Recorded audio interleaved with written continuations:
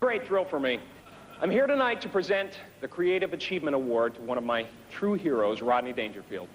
Most people don't know this about him, but Rodney is a very sweet and generous man. We're talking about a guy who has dozens of people walk up to him every day of his life and say, "Hey, Rodney, I'll give you some respect." As if he's never heard it before, and not once has he cold-cocked anyone. That alone is an incredible achievement. I know, because apparently I'm smoking.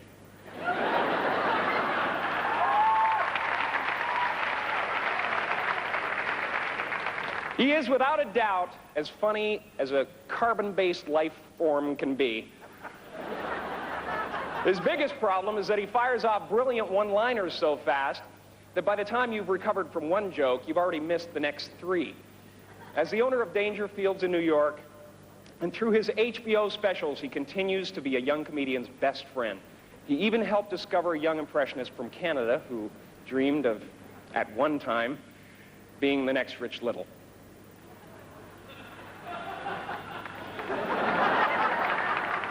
I was performing in Toronto when I got my first gig with Rodney.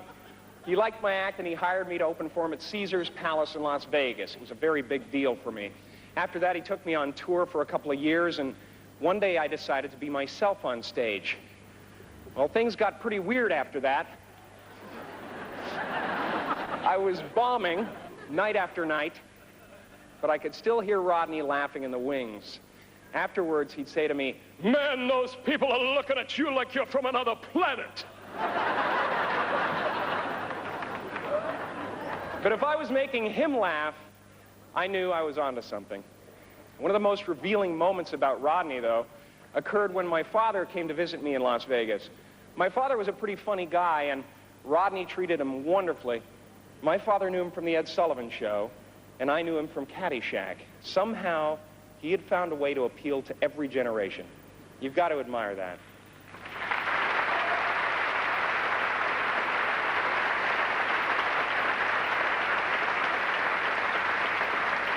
He's a man who persevered and struggled for decades before he reached the top of his profession.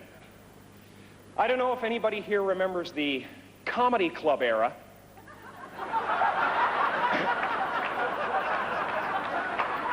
Well, they were quite popular places at one time. I did stand-up in the clubs for 15 years, and sometimes the only thing that kept me going was the thought that Rodney made it when he was in his 50s. In a business that generally values youth before talent, he was absolute proof that it's never too late to make your mark. You may have to quit for a while and sell some paint, but you don't have to give up your dreams. So, on behalf of all the fans and performers that he's inspired and helped along the way, I am deeply honored to present Rodney Dangerfield with this year's American Comedy Award for Creative Achievement. Ladies and gentlemen, the man, Rodney Dangerfield.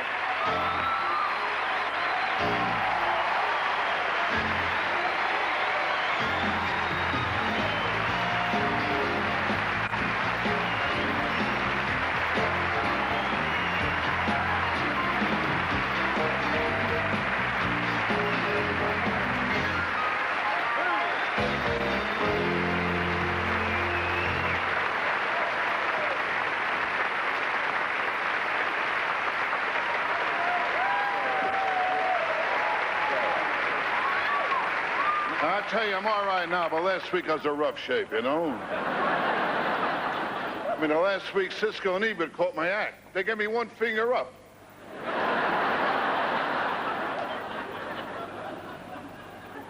I want to thank Jim, and I'm so happy with all his new success. It couldn't happen to a nicer guy and a more talented guy, really.